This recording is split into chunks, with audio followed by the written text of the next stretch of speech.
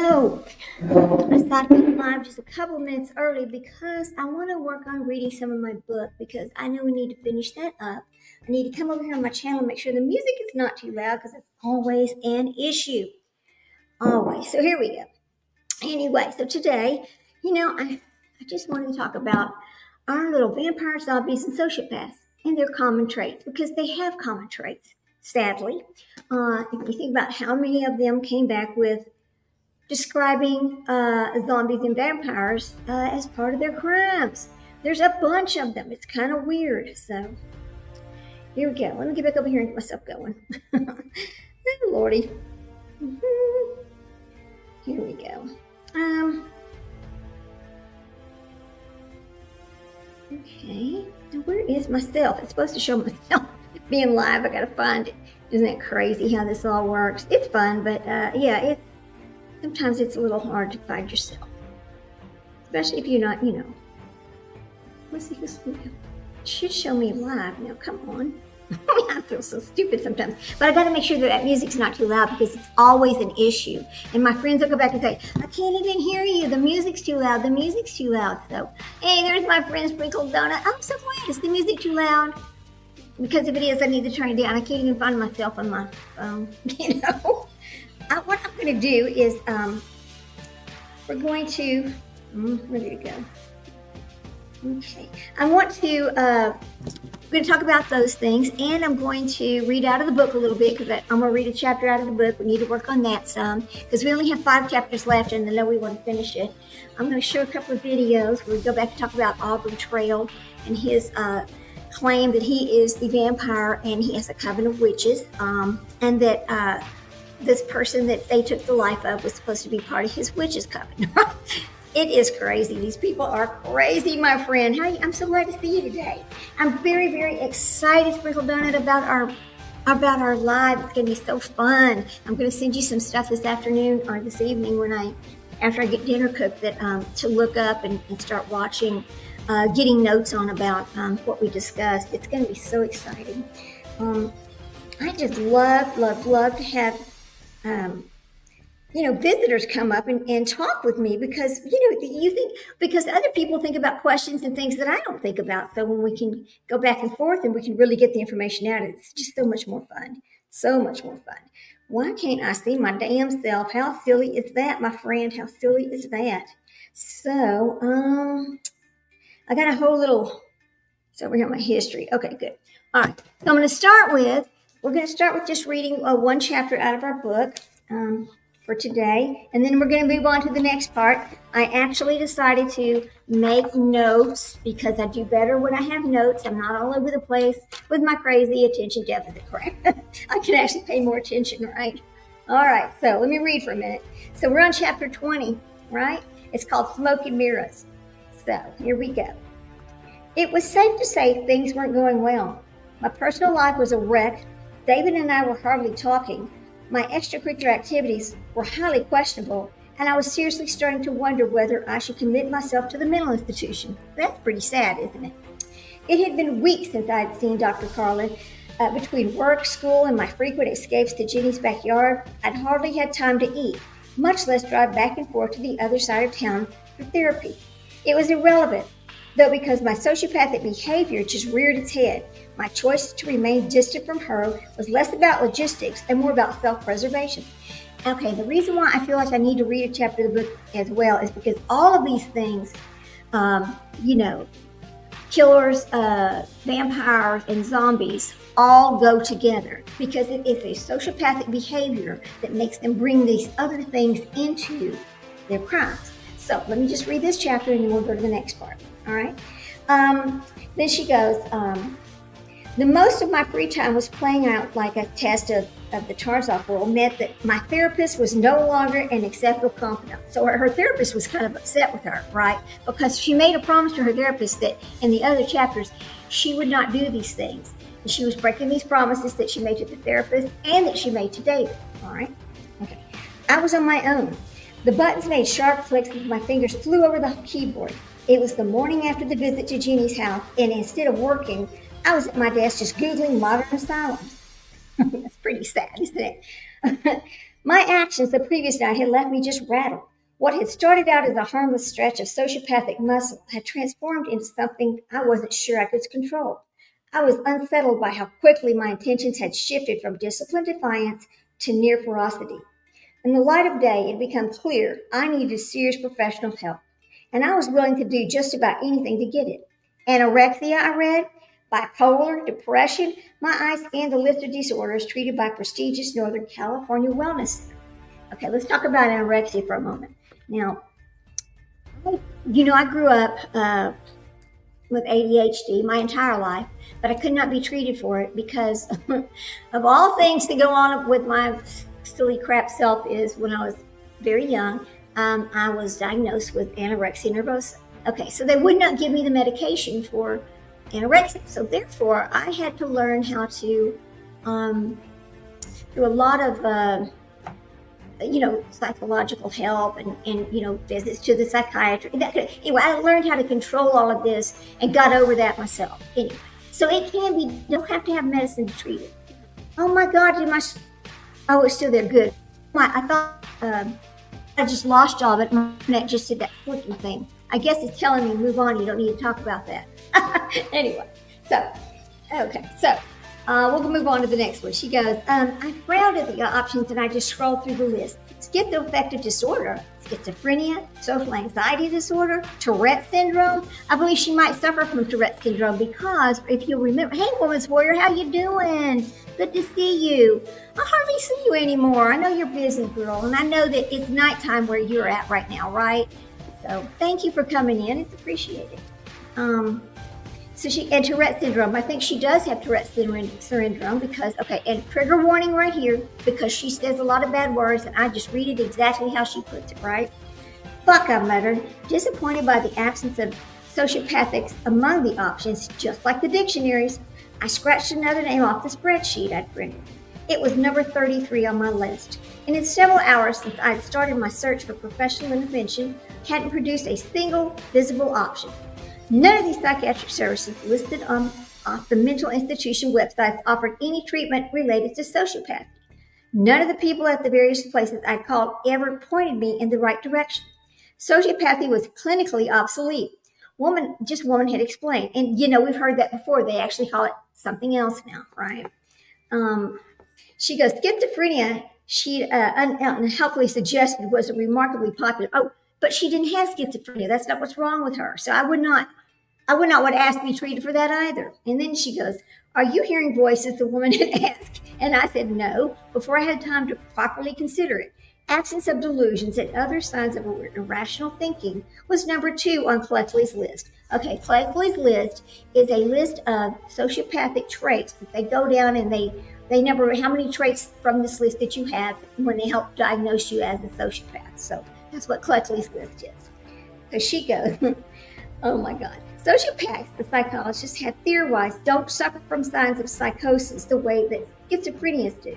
As a result, they're capable of logical reasoning and believed to have control over much of their antisocial behavior. In other words, sociopaths are tempted to do violent things because they think they want to, not because they hear voices that compel them. Okay? Patrick, my assistant voices crackled over the intercom. Your dad wants to see you. Now remember, she works for her father in the music business. And so she helps get new bands for the music business. She goes, I took a deep breath and just rose from my desk. Maybe I should just pretend to be a schizophrenic, I thought, as I walked down the hall. After all, I was hearing voices, my own, and they were encouraging me to do terrible things to Jenny Crucy. Now, Jenny is this person that she met that just loves to help her get in trouble, right? Hey, Dad said, when I shuffled through this office, I need you to check out the Hudson demo. The Hudson demo was the collection of songs by pop groups we represented. Dad had been waiting for weeks for it to be completed.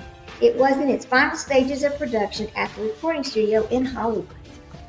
Now, she never tells us who her dad actually is as far as the producing, what record company that he actually produces for or finds the talent for. I didn't acknowledge him because I was still thinking about what I have to do to pull off convincing schizophrenic impressions. Patrick, Dad said, are you listening to me? Yeah, I answered. Sorry, I'm just confused. Are you sure it's done? No, he snapped, but I need to get it done. I'm meeting with 3 labels next week. So if I have to send you to the studio bad words, every goddamn day to nag them about it, then that's what I'm going to do. It was a quick drive to the studio, and I waved at the receptionist in the lobby and strolled down the main hallway into the search of the Hudson team. I'd been fond of the recording studio ever since I was a child, and Dad would take me with him for work. They resembled artistic caves to me, always dark, always cold, always filled with music. You never know what you might find. That's interesting. After a few minutes of searching for them, I spotted a producer and recognized.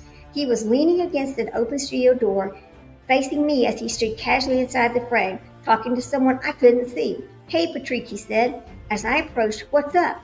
Hey, Neil, I replied with a smile. You haven't seen Bill around, have you? I asked, referring to the head producer. I'm trying to track down a demo. Just then, another man peeked out from inside the studio, and an acoustic guitar hung from the thick strap just strung across his shoulder, and I recognized him at once. Even though he was taller than I thought he'd be, he says, hi. Oh, I'm sorry, Neil said. Do you guys know each other?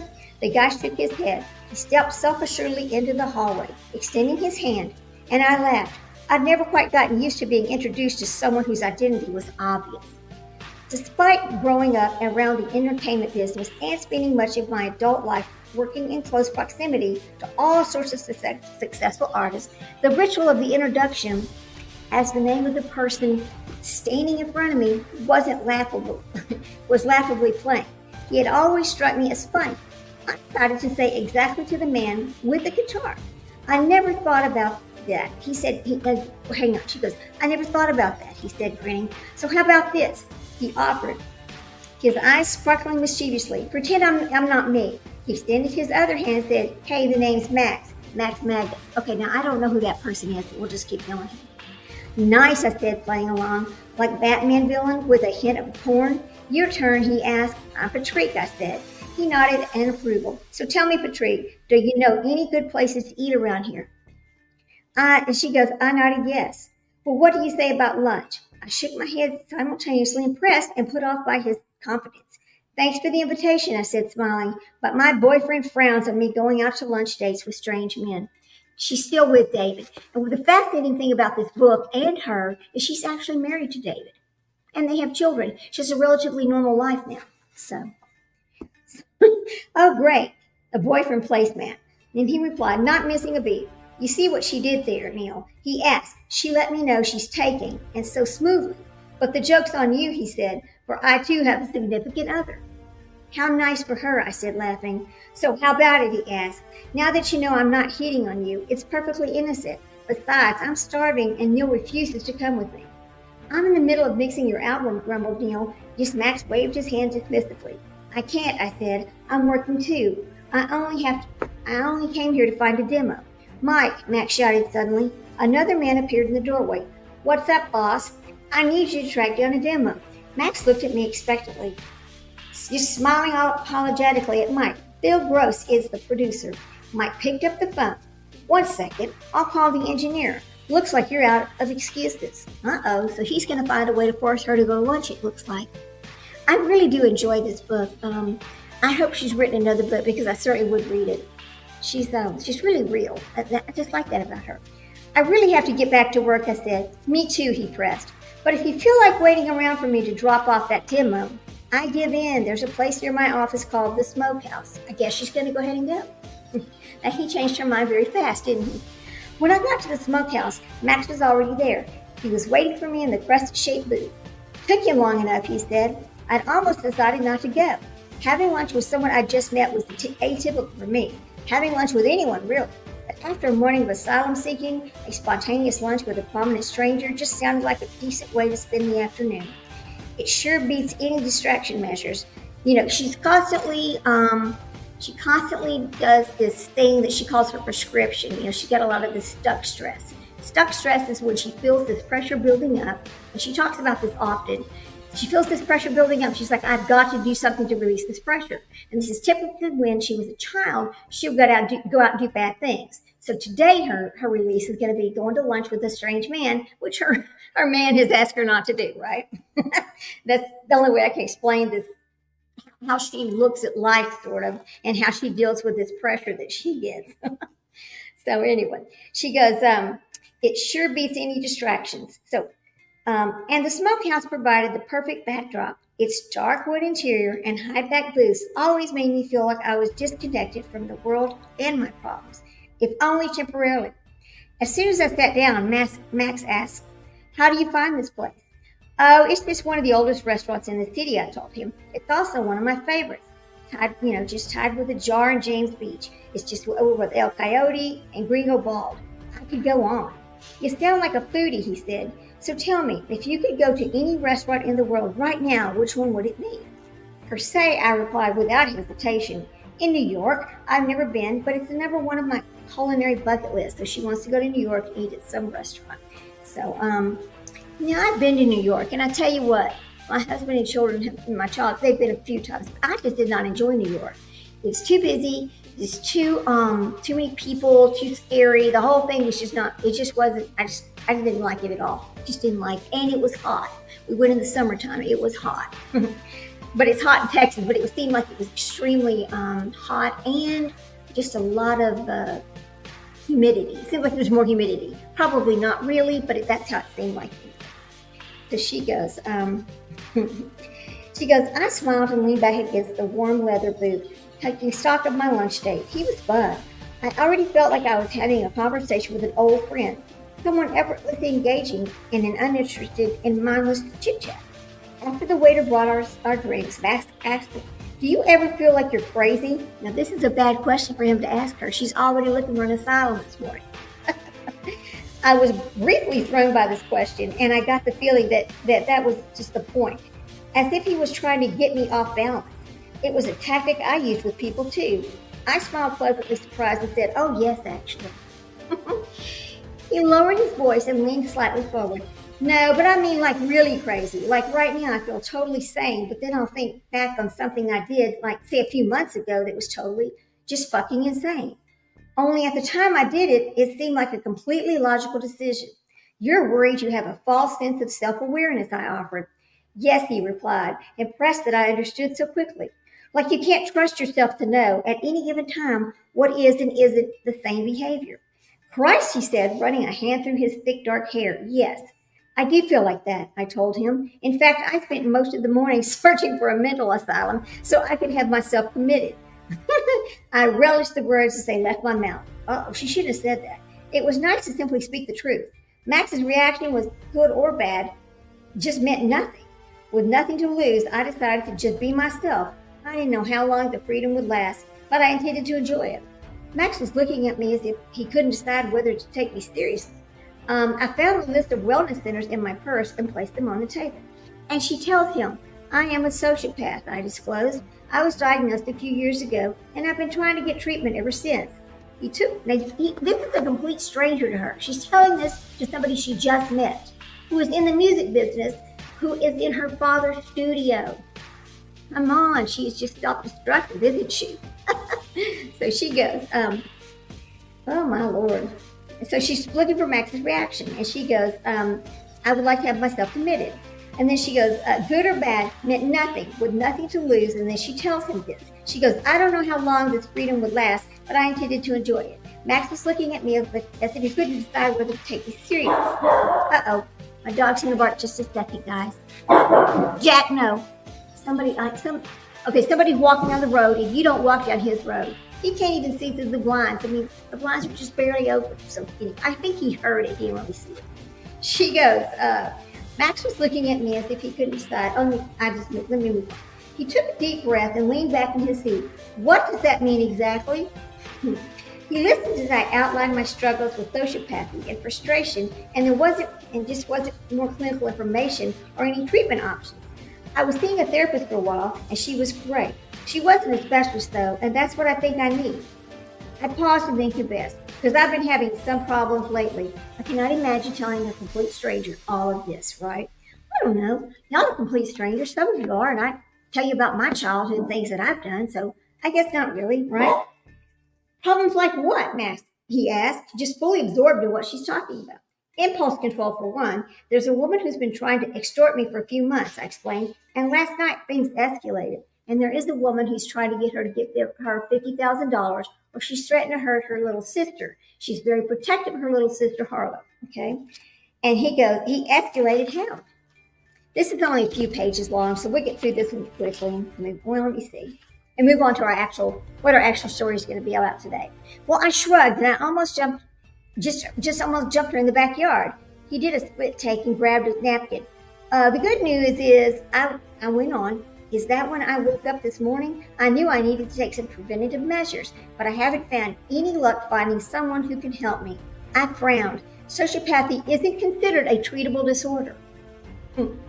I'm actually working on my doctorate in psychology just so I can learn more about it.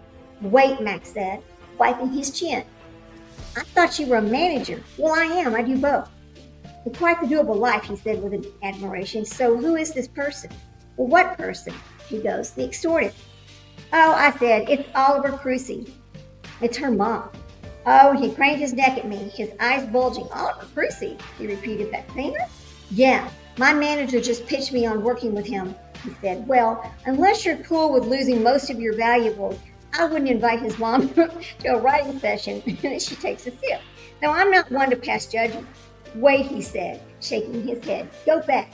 Why is Oliver's mom blackmailing you? She rubs her eyes and she said, she's been compromising pictures of my dad. Okay, so let me take you back. Her dad and this woman had a few things to do with each other when they were much younger, right? When he was actually married to her mother. It's a whole long story. That's a backstory about her, right? So she's threatened to send these pictures out to other people if she doesn't give her some money. So she goes, oh boy. She goes, okay, he's talking about the manager just pitched this person. And then she goes, well, she rubbed his eyes. Well, she says he has compromising pictures of my dad, and if I don't leave $50,000 in cash at the Holiday Inn on Highland, she's going to go to the press with them and cut my face open, or maybe cut my face open and then go to the press. I can't remember. My words hung briefly in the air, and then we both started laughing, just struck by the absurdity of the situation, which, for the first time, had become hilarious to me. Okay, hold on, he said, catching his breath. Your dad's a manager too, right? I nodded. Max dropped his voice conspiratorially and said, so you think she really has these pictures? Probably, I said, then sighed with relief again. It was a refreshing, to be honest, and as if 1,000-pound weight had been removed from my shoulders. Although I'm not sure it matters, that's part of my problem. I can never tell when something is bad or is bad. Yeah, but you must have known what she was doing was bad. Max observed. Otherwise, you wouldn't have that wanted to punish her. That's the thing, I replied. I don't think it was about punishment at all.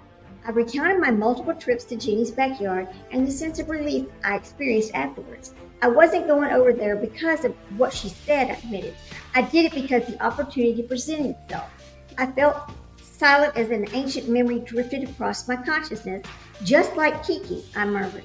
Max cocked an eyebrow. Kiki was my mother's cat, a house cat from birth. She spent her entire life indoors until the day I let her out. So she had a problem.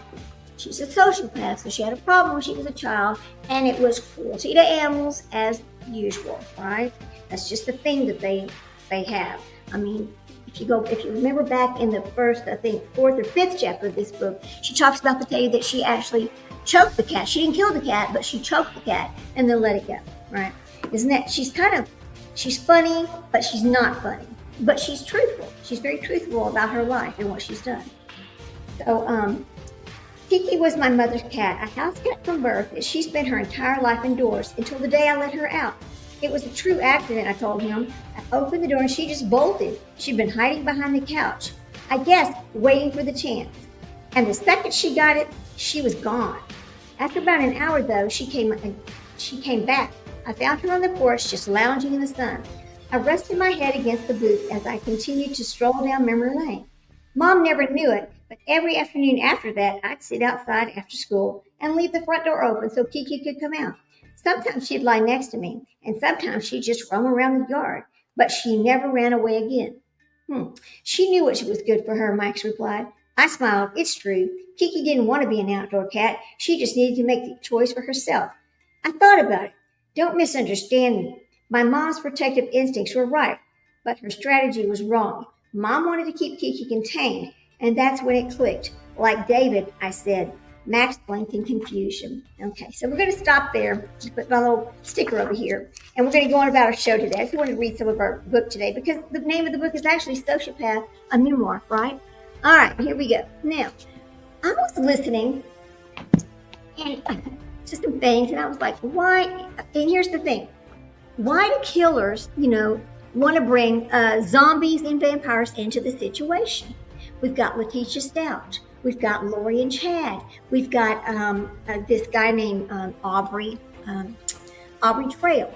He too wants to bring these kind of things into what happened. In fact, he says that he is a vampire and that he has a covenant of witches, and that the person that they took her life was supposed to be she was going to replace a witch that had left. That's what the whole thing was about. But for some reason, they were into a compromising sexual position, and she accidentally died from asphyxiation. Now, it was no accident, because when you go back and you listen to what the things that took place before this woman got there, then it is premeditated completely. So here's the intro into it. I mean, I have to write this down or I'm just all over the place, right? And it says, I can summon vampires through the concrete. His name is Justice, and he just drinks guilt. Chilling, isn't it? This is Letitia Stout's version. That's not a line from some edgy teen horror podcast. That's Letitia Stout's stepmom, or 11-year-old Gannon Stout, speaking from a jailhouse, just a video 3 weeks after the boy vanished. She went on to claim that she had 9 personalities, which we know is not true, and that she was half vampire herself, and that a Twilight-style coven visited her at 3 a.m. to plan revenge on the prosecutors. We're not here to ask if she's lying. Everyone lies under pressure, right? Instead, we're asking why her brain picked vampires and zombies instead of the old standbys. Okay. The standbys are always, I was framed, or the one-armed man did it. By the end of this video, you'll see the exact psychological playbook that turns ordinary murderers into self-made monsters of the night, and why that trick is suddenly everywhere. It's like, there's always this thing with these people. So think about this. In the last decade, U.S. courts have seen at least 14 high-profile homicide defendants who blame supernatural forces, vampires, demons, zombie possessions, you name it. Furthermore, sounds like a small number, but that's a staggering 600% jump from the 1990s. It's just clearly something that's cultural, is bleeding into the courtroom, and it's amazing, the numbers, isn't it? I mean, I had no idea until I started looking at this, how many people in the high profiles had actually tried to use these zombies and vampires as part of their,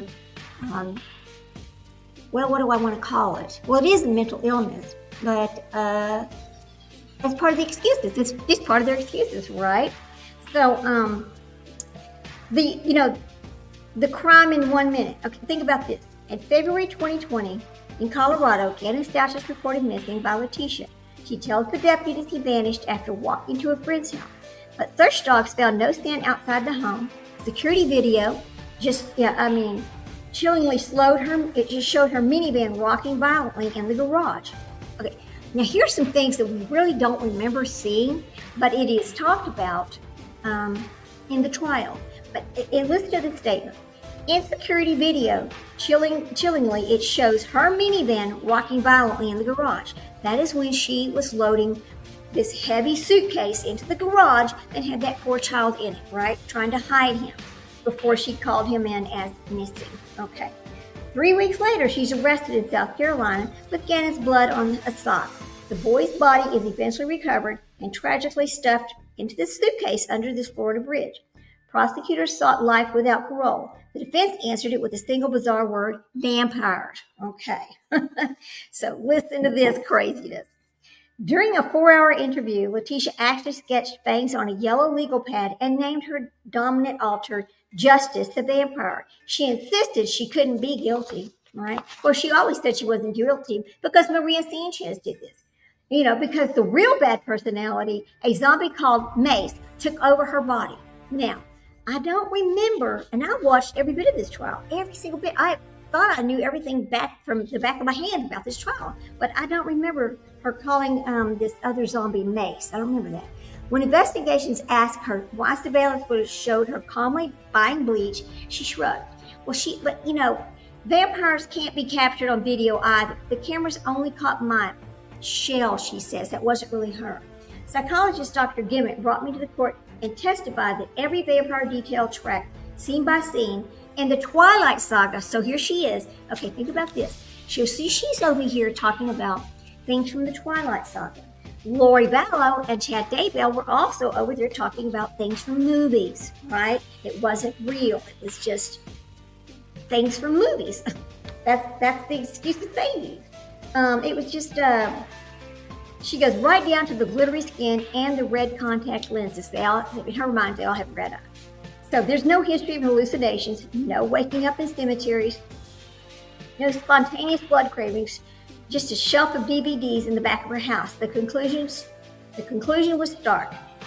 It's a story, not psychosis. Absolutely. She did not have a psychotic break, right? That just didn't happen with her.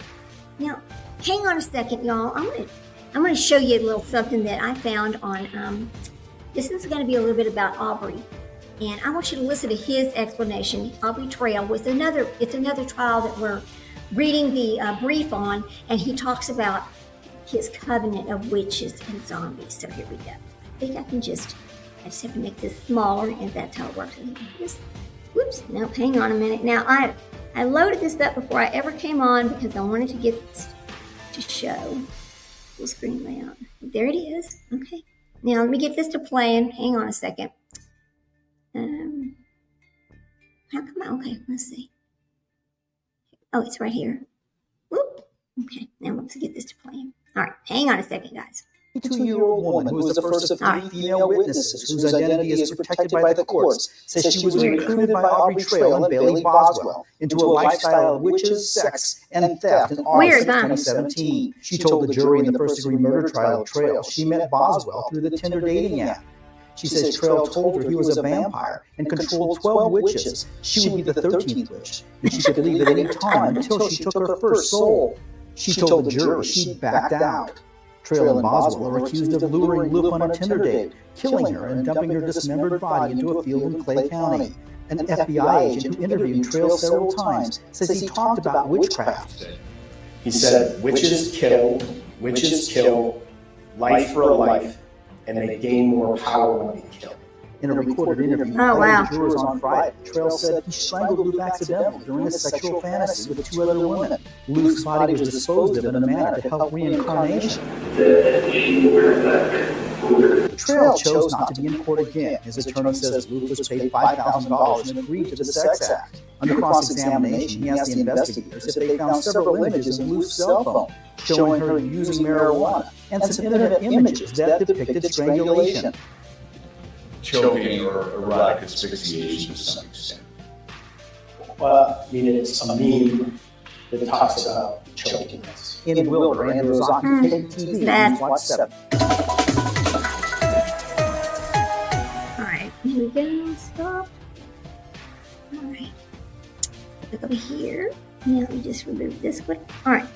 So, I mean, at the stage, come on. Okay, then get rid of this right here. Stop the screen share. Oh, there we are. Okay. All right, good. I'm gonna make myself big again. It's right here. Okay. So, I mean, that's this guy. So you've got, and then you remember Chad and Lori and how they described that vampires are zombies. It was the zombies for them, the light and dark people, the zombies, right? Even in the Slender Man trials, even in the Slender Man situation, they also claimed they have vampires or zombies.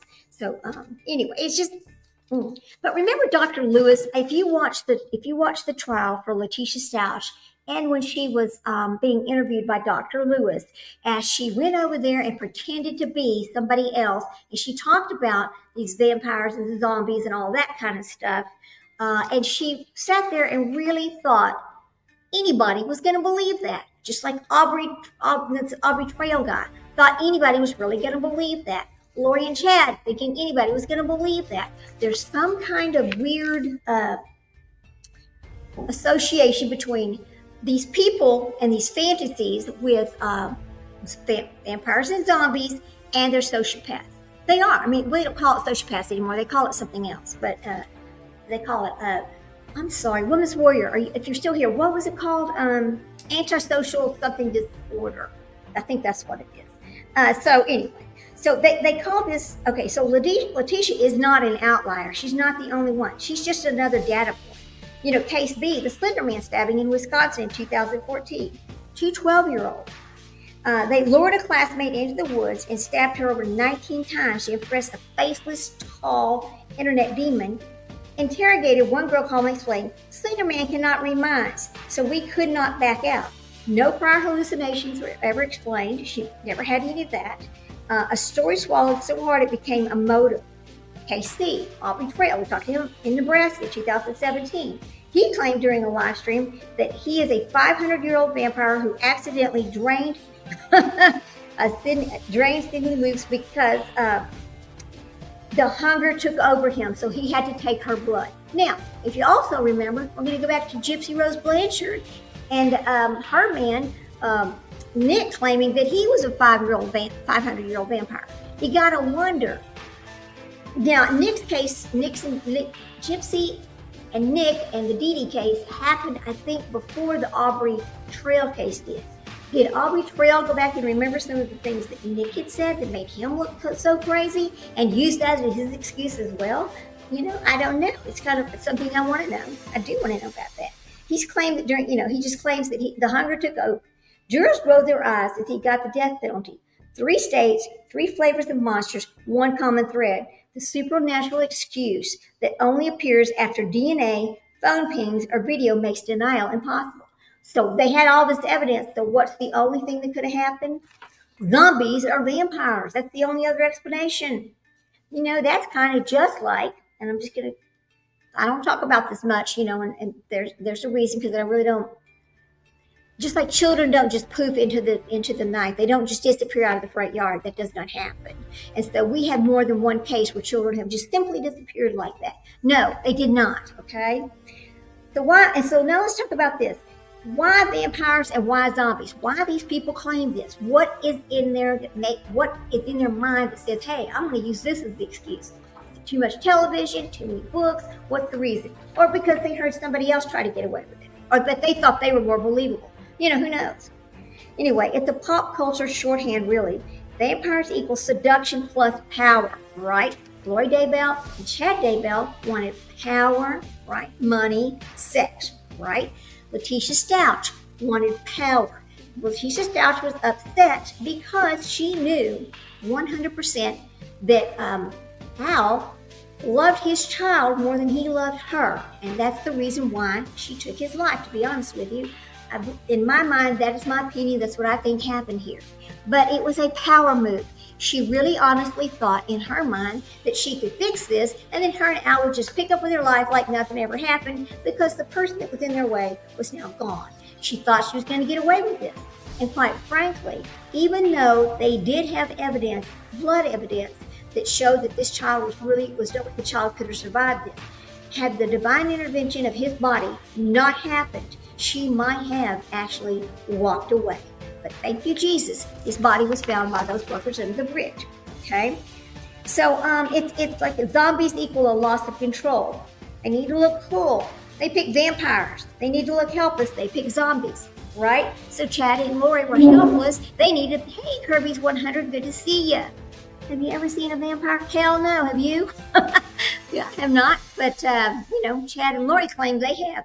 In fact, I don't know if y'all know this or not, but whenever Chad and Lori first started out with they would have their they would have their little calls, and Melanie Pulaski and Melanie Gibb actually talked about this in interrogation, that they would get on the phone and they would be saying their chants or saying their prayers and saying that they're going to rid the earth of these zombies. And they would say stuff like, oh, today we got rid of 10,000 zombies out of Texas, right? Now, it's all just BS, but it went from some fantasy that they were carrying on about into real life when they started actually taking lives, right? It started out just discussions like that. It's a very interesting story, and I've learned a lot about the logic, or not, it's not logic, but their thinking, their delusional thinking there. So, because it is delusional, and it's part of it's part of the sociopathic thoughts, right? They are number one, narcissistic, and number two, sociopath, exactly. Or they have that, just the behavior disorder. They call it behavior disorder. The word sociopath is old now. It's not really used. Okay. So yes. So either way, it's just a ready-made identity that millions already recognize. Because when you say the word zombie, or you say the word, a vampire, in your mind, people have seen so many movies, they know what this looks like. They can associate with it, right? So forensic, anyway, and then there's the dissociative identity cover. Forensic psychologist, and this is Dr. Catherine Ramsland, just points out that claiming a monster inside of me did it splits the self into predator and witness, right? Because they're talking about it's somebody else, it's not them, so they can be both. Just the same as, it's the same as the split reduces cognitive dissociation, but I'm not a bad mom. I'm a bad entity hijacking me. Finally, the malingering is a flare, right? In a 2022 meta-analysis shows juries are 3 times more likely to believe a psychiatric defense if it includes a culturally familiar archetype. Real schizophrenia confuses them. A vampire they can easily picture. So defendants might even just dress up in the part, like the pale makeup, the theatrical gowns, like the Twilight quotes, which is exactly Letitia Stout. That's exactly what she did, right? Because it's photographs well in the media, and it truly just muddies the waters. It's just something that we all do recognize exactly. Then does it ever work? No. Well, but remember back the house in New York where the guy says, oh, the bad spirits made me take my whole family. Right? Okay, that Streamlab thing needs to go away. I do not like that. She wore a black cape-like coat, a black suit, an argyle socks, and a black man's Oxford shoes. I really wish this thing right here would go away. Let me see if I can get rid of it. I do not use Streamlabs. This thing just kind of pops. Oh, look, I think I can delete it. It just kind of pops up there every once in a while, and we really aren't sure how to get rid of it. But anyway, the short answer is here it is again. Let me get rid of it again. No, I don't want to put you. I'm going to delete that too. Okay, there we go. Yeah, Streamlabs. Here's the thing. If you ever once try to go through Streamlabs to do your live, it's going to start popping up all the time. I did not like Streamlabs, so I went back to using StreamYard, right? And now it's just kind of stuck over there, just keeps kind of popping up. So anyway, the short answer of it is never. Out of the 14 recent supernatural defenses, 12 ended in full convictions, 1 ended in manslaughter, and 1 ended in insanity. But the last one had documented paranoid schizophrenia since the middle school. For everyone else, the court orders a competency, they get their competency checked. Well, when you looked about Letitia Stout, and she got Dr. Lewis in there, that was the worst mistake that trial, the defense attorney ever made, was getting Dr. Lewis. Dr. Lewis has had a history, and I don't know if you've ever watched it, but if you ever go back and watch some of the shows that she's done, or you read anything about her, every single person that she does the diagnosis on has multiple personality disorder. Every single one of them. But none of them do. It's not true. They don't. This is just something that Dr. Lewis, she's an interesting person, actually. We really ought to look at her one day. Dr. Lewis, her whole life. She's Anyway, I'm not going to talk about her. But anyway, so that was the worst mistake that the defense attorneys ever made on that one. So the doctors find clear exaggeration, and the jury sees the stunt as proof of calculated manipulation. Exactly, they sure do. Letitia's own evil famously reads, sane, this is hers, sane, intelligent, attempting to appear mentally ill.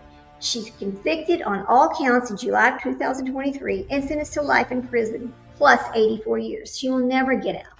But, if you really wonder about what separates DID from fake, what we need to talk about that again. But forensic psychologists use spot malingering. They can point this out in just 5 minutes. They know when somebody's malingering, right? So, number 7. Let's talk about this for a second. The brain science bit. Okay. If you do an MRI study shows that when people invent elaborate external agents, the prefrontal cortex lights up like a Christmas tree, exactly the region used for long-term planning, not hallucination. I would like to see Letitia Stoughton's MRI, wouldn't you? In plain English, the more detailed your vampire timeline, the more proof you're thinking, not dreaming. Another key clue is consistency. Genuine delusions flex slowly over months. Fake ones pivot overnight, just when cornered, so it gets bigger and bigger. And if you listen to Letitia Stouch talk about this, it was talked about on phone calls, it was talked about in court, it was talked about on so many places. But here's the thing, if you listen to phone calls, there are people who've gotten her most recent phone calls, and if you listen to them, she says, I'm mentally ill, there's nothing wrong with me. But her in the very beginning, she had gotten a hold of that DSM-5 book and looked up every kind of trait for mental illness, and she tried every single one of them while she was waiting to go on trial. Every single one of them. None of them worked, of course, right? Gosh, she's a mess. So, it's just, okay, so let me go back to, I don't write this down. Okay. Here's the other thing. In more detail, your vampire timeline, the more proof you're thinking, not dreaming. Another way, just genuine delusions flex slowly, right? Fake ones, of course, come overnight. Letitia's first story was a Latino intruder took him. After that fails, she goes with a zombie. After that fails, she goes with the vampire justice, right? Each upgrade conveniently coincides with new evidence against her. That's strategic, not psychotic, right? There's a lot of, then there's the cultural feedback of the whole thing. Every time a courtroom clip of I'm a vampire hits TikTok, it racks up millions of views. Those views dangerously reinforce the trope, teaching the next desperate mind that monsters get headlines. Sadly, that's very true, right? Meanwhile, true crime commentary, yes, even videos like this one, or like Letitia's, or Aubrey Trails, or the other ones, they expose and amplify this pattern. So,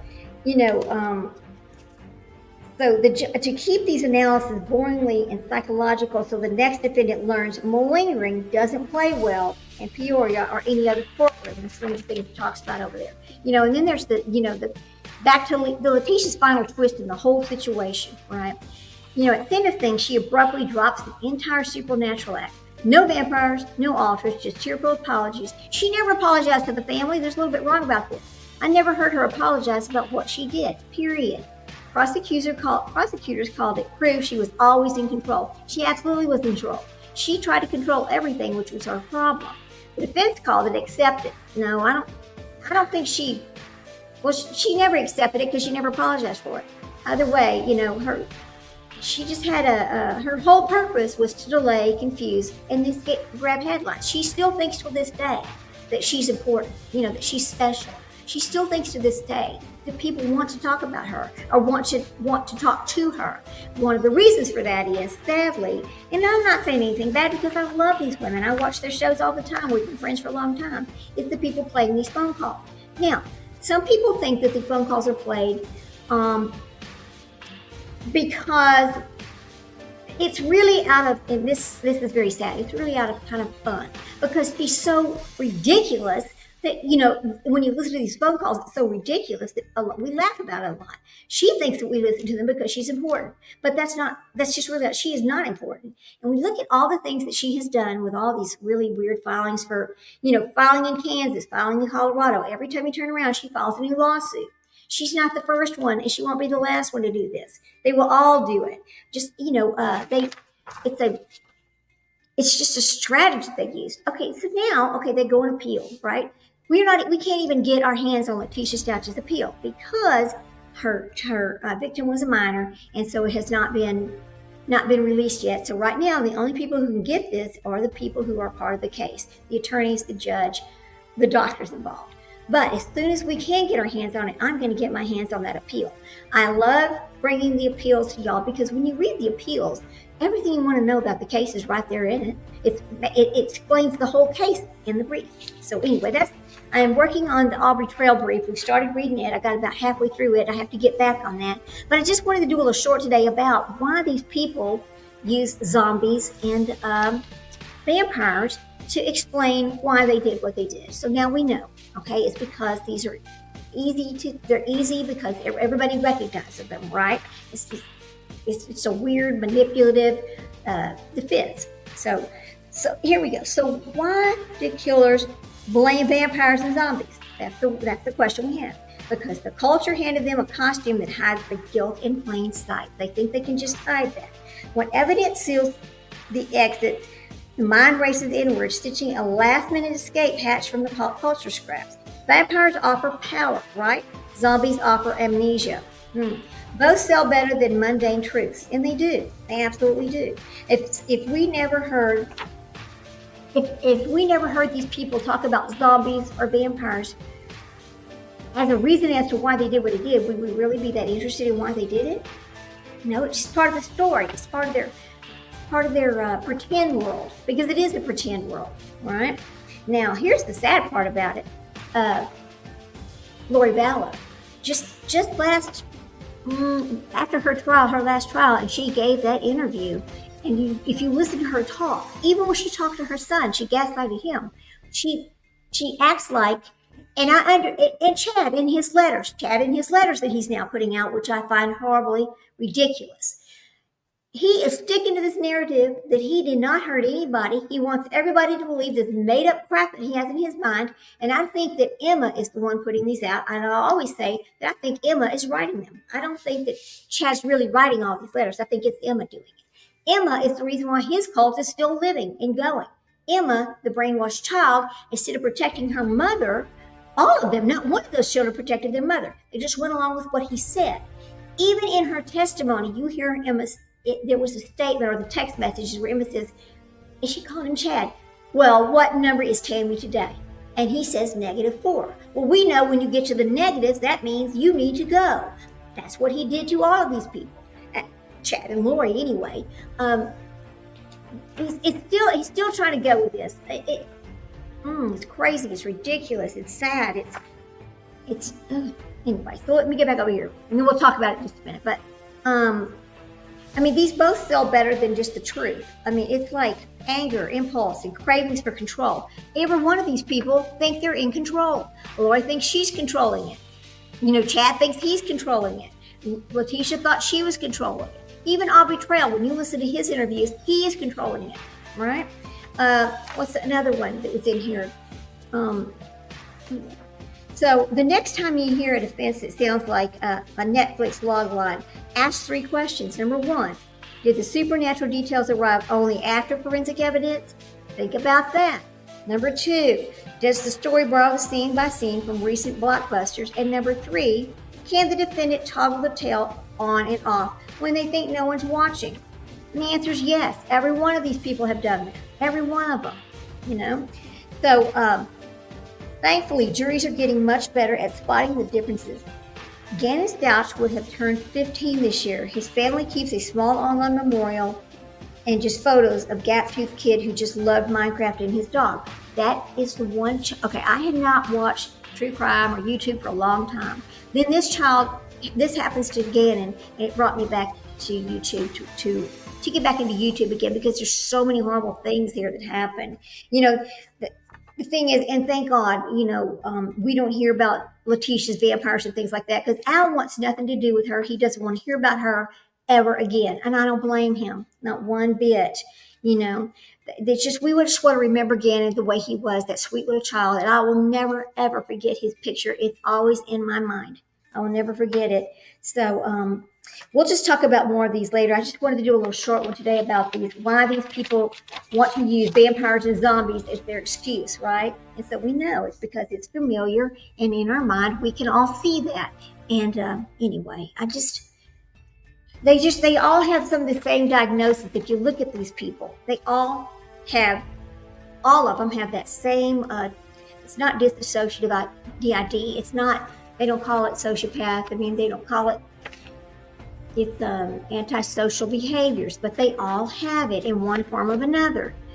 It's just not normal. It's ridiculous, though. So anyway, I wanted to just jump on for a minute, talk about that for a minute. This is not be really long live. I just thought it was kind of amazing, and I just want to talk about why these people use those things as part of their defense, even though we know it's never going to work. When you look at, do you think vampires? I think that's kind of a silly question. What do you think? If they drink blood, I believe they really do have bad breath. I think so. Anything else you want to know about them? I mean, I'm pretty sure they smell bad.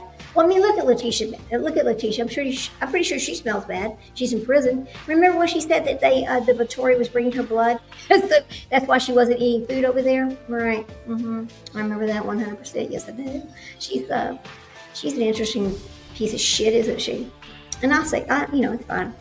But anyway, so I guess we'll just go back to reading our book tomorrow. We'll finish our chapters of our book tomorrow. I'm going to get back on Aubrey Trail's brief and talk about him, finish that one up before we move on to the next one. Just want to come say hello, see how everybody's doing, and talk about that for a second. So, the next time you see somebody get in trouble, why don't you go ahead and tell them they need to use either vampire or zombies if they want to get out of trouble, or they want to go to the asylum instead of going to prison. I'm just joking. I don't really mean that. You know that. Anyway, you guys have a good afternoon. I'll talk to you later. Bye.